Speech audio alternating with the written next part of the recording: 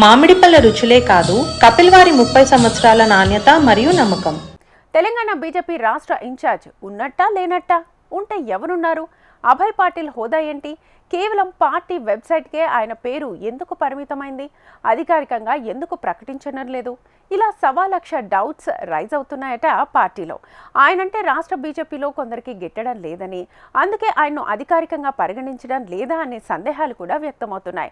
Telangana BJP incharge ఎవరూ లేరని స్వయంగా రాష్ట్ర అధ్యక్షుడే చెబుతుంటే, ఇన్ఛార్జిగా చెప్పుకునే వ్యక్తి మాత్రం తానే బాస్ను అని అంటున్నారు.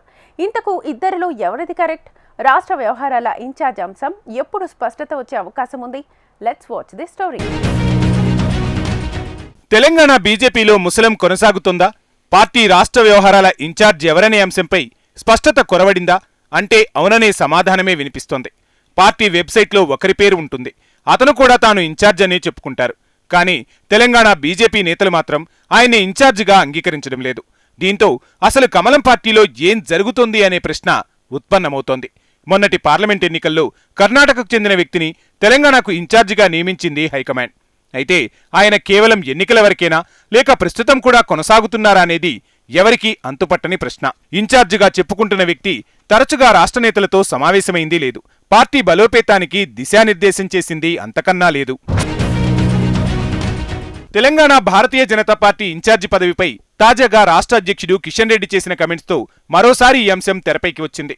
కొత్తగా పార్టీకి ఎవరినీ ఇన్ఛార్జిగా నియమించలేదని వ్యాఖ్యానించడంతో చర్చనీయాంశమైంది.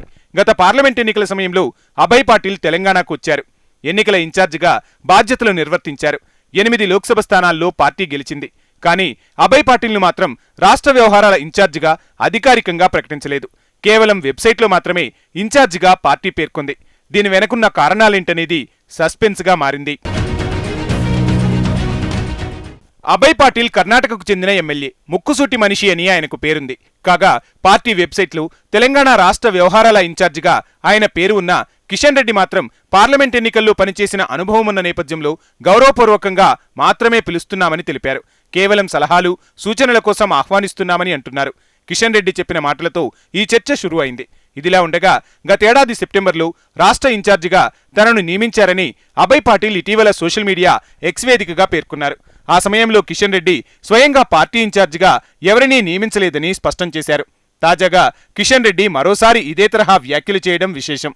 దీంతో అభయ్ పాటిల్కు రాష్ట్ర నాయకత్వానికి మధ్య పొసగడం లేదా అనే ప్రశ్న ఉత్పన్నమవుతోంది. తెలంగాణ బీజేపీ ఇన్ఛార్జిగా అభయ్ పాటిల్ను వెబ్సైట్ వరకే పరిమితం చేయడంతో తెలంగాణ బీజేపీలో ఆయన రోల్ ఏంటనే ప్రశ్నలు శ్రేణుల నుంచి ఉత్పన్నమవుతున్నాయి. ఇటీవల జరిగిన పార్లమెంట్ ఎన్నికలకు ఆయన ఇన్ఛార్జిగా ఇక్కడే పనిచేశారు.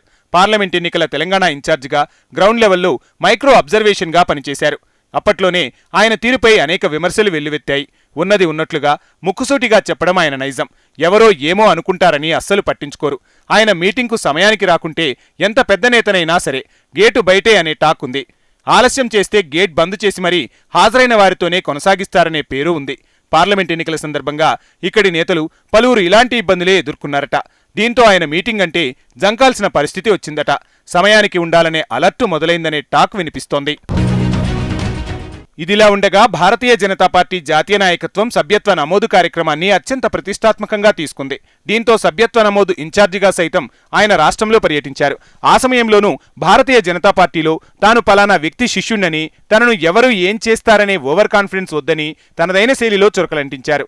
తాను ఎమ్మెల్యే అని, ఎంపీ అని భేషజాలకు పోకుండా ప్రతి ఒక్కరూ తమకు ఇచ్చిన సభ్యత్వాల టార్గెట్ను పూర్తి చేయాల్సిందేనని నొక్కి చెప్పేవారట.